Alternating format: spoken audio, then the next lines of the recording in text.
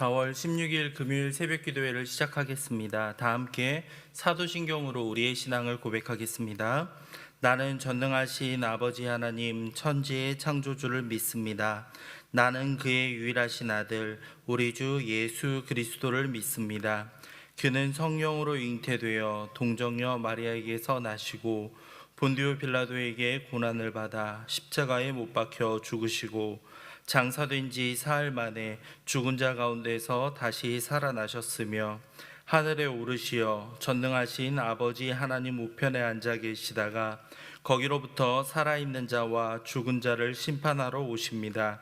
나는 성령을 믿으며 거룩한 공교회와 성도의 교제와 죄를 용서받는 것과 몸의 부활과 영생을 믿습니다. 아멘. 찬송가 263장 찬양하겠습니다. 이 세상 험하고 263장입니다.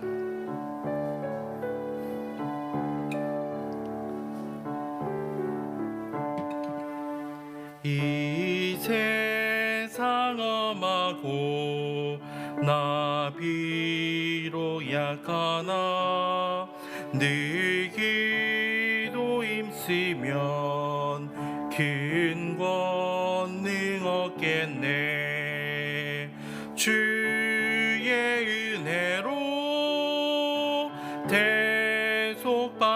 대속받아서 피와 같이 붉은 죄 눈같이 이겠네. 주님의 권능은 한없이 크오니 돌 같은 내 마음 곧 녹여주소서. 주의 은혜로 대속받아서 피와 같이 붉은 죄 눈같이 이겠네. 내 마음이 약하여 늘 넘어지오니 주 예수 임주사 굳세게 하소서. 주의 은혜로 대속받아서 피와 같이 붉은 죄 눈같이 이겠네. 죄사함 받은 후 새 사람 되어서 주 앞에 서는 날 늘 찬송하겠네. 주의 은혜로 대속받아서 피와 같이 붉은 죄 눈같이 이겠네. 아멘.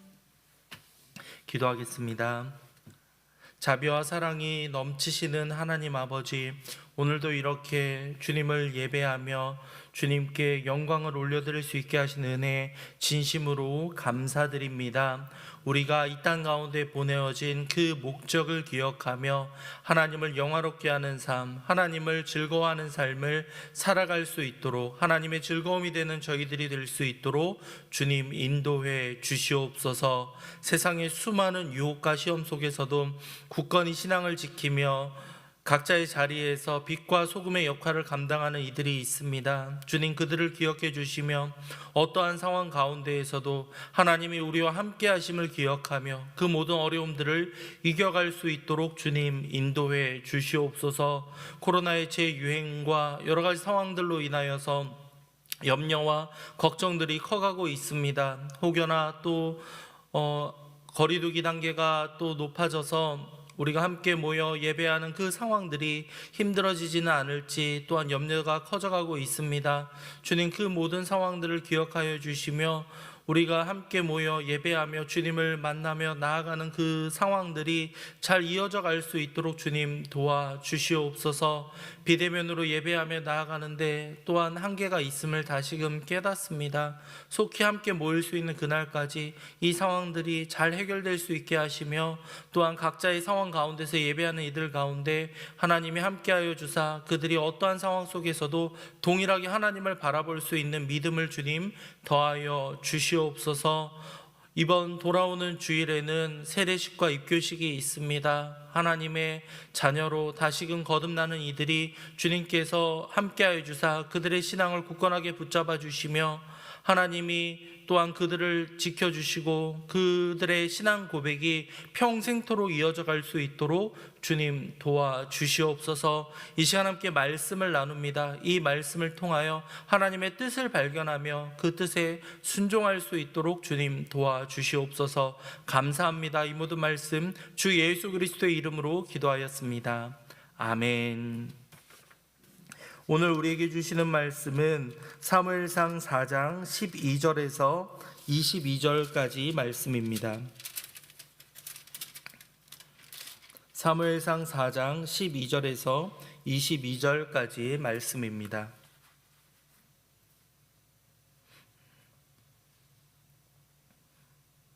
한 절씩 교독하시고 마지막 절은 함께 읽겠습니다. 제가 먼저 읽습니다. 12절입니다. 당일에 어떤 베냐민 사람이 진영에서 달려와서 자기의 옷을 찢고 자기의 머리에 티끌을 덮어쓰고 실로에 이르니라.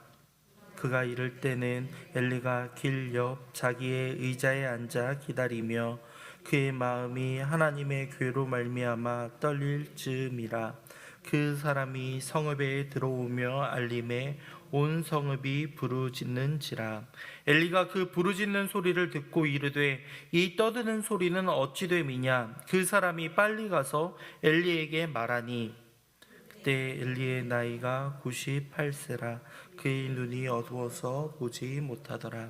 그 사람이 엘리에게 말하되 나는 진중에서 나온 자라. 내가 오늘 진중에서 도망하여 왔나이다. 엘리가 이르되 내 아들아 일이 어떻게 되었느냐.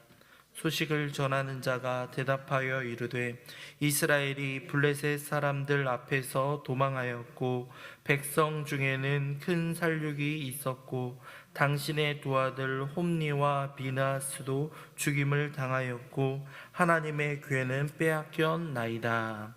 하나님의 괴를 말할 때에 엘리가 자기 의자에서 뒤로 넘어져 문 곁에서 목이 부러져 죽었으니 나이가 많고 비대한 까닭이라. 그가 이스라엘의 사사가 된 지 40년이었더라. 며느리 비느하스의 아내가 임신하여 해산 때가 가까웠더니 하나님의 괴를 빼앗긴 것과 그의 시아버지와 남편이 죽은 소식을 듣고 갑자기 아파서 몸을 굽으려 해산하고 죽어갈 때에 곁에 서 있던 여인들이 그에게 이르되 두려워하지 말라. 내가 아들을 낳았다 하되 그가 대답하지도 아니하며 관념하지도 아니하고 이르기를 영광이 이스라엘에서 떠났다 하고 아이 이름을 이가봇이라 하였으니 하나님의 괴가 빼앗겼고 그의 시아버지와 남편이 죽었기 때문이라. 함께 읽겠습니다. 또 이르기를 하나님의 괴를 빼앗겼으므로 영광이 이스라엘에서 떠났다 하였더라. 아멘. 하나님의 영광이라는 제목으로 함께 말씀을 나누겠습니다. 어제 보셨던 것처럼 이스라엘은 큰 위기에 처해져 있습니다. 여호와의 언약궤를 가지고 블레셋과의 전쟁에 나갔지만 그 전쟁마저도 패하였고 보병만 3만 명이 죽임을 당하였습니다. 함께 전쟁에 참여하였던 홈니와 비느하스마저도 죽임을 당하였고 하나님의 언약궤마저도 빼앗기는 너무나도 참혹한 패배를 이들은 경험합니다. 이제 그들이 패했다라는 소식이 이스라엘에 전해지기 시작합니다. 베냐민 가운데 베냐민 지파의 한 사람이 진영에서 달려와서 자기의 옷을 찢고 티끌을 머리에 덮었으며 이제 실로에 이르러 이 소식을 그 군대가 패한 소식을 전하기에 이릅니다. 너무나도 비참한 상황으로 인하여서 이 모든 상황들이 어떻게 진행되었는가, 그는 전할 때 두려워 떨 수밖에 없었을 겁니다. 이 소식을 전해 들은 엘리는 어떻게 반응합니까? 18절을 보시면 하나님의 괴를 말할 때 엘리가 자기 의자에서 뒤로 넘어져 문 곁에서 목이 부러져 죽었으니 나이가 많고 비대한 까닭이라. 그가 이스라엘의 사사가 된 지 40년이었더라. 그가 나이가 많고 비대하였다라고 하고 있는데요, 이것은 육체적인 모습뿐만 아니라 영적인 상태마저도 나약해져 있음을 말해주고 있습니다. 이스라엘이 패한 소식, 아들들의 죽음 이야기, 그리고 여호와의 언약궤가 빼앗겼다라는 소식을 듣자마자 그는 너무나도 충격을 받아서인지 의자가 뒤로 넘어져 목이 부러져 숨지고 맙니다. 너무나도 비참한 상황들이죠. 한순간에 이스라엘의 제사장 3명이 죽음을 맛보게 되었기 때문입니다. 그뿐만이 아닙니다. 이 비느하스, 즉 엘리 제사장의 며느리였죠. 아들 가운데 아내인 그 비느하스의 아내가 임신 가운데 있었는데, 그가 해산할 때가 되었을 때 아이의 이름을 뭐라고 하겠는가라고 묻게 됩니다. 물론 이 비느하스의 아내 역시도 너무나도 충격을 받아서 이렇게 목숨이 위태한 상황 가운데 있었고, 그녀를 지켜보는 주변 사람들이 두려워하지 말라라고 하면서 그럼 아이의 이름을 뭐라고 하겠는가라고 묻고 있는 상황이었습니다. 그때 그녀는 이렇게 말합니다. 아이의 이름을 이가봇이라 하겠다. 이가봇, 뭐라고 이렇게 성경에 나와 있습니까? 하나님의 영광이 떠났다라고 말해주고 있습니다. 아이의 이름, 여러분들도 자녀들이 있으시겠지만 자녀의 이름은 우리가 다 좋은 의미를 가지고 지어줍니다. 앞으로 잘 살아가고 건강하고 또한 이렇게 성공하기를 바라는 마음에서 자녀의 이름은 항상 긍정적인 뜻을 담아 이렇게 이름을 붙여주기 마련입니다. 그런데 비느하스의 아내는 이 아이의 이름을 이가봇, 이라는 것은 이제 히브리어에서 부정, 이제 없다라는 뜻이고요.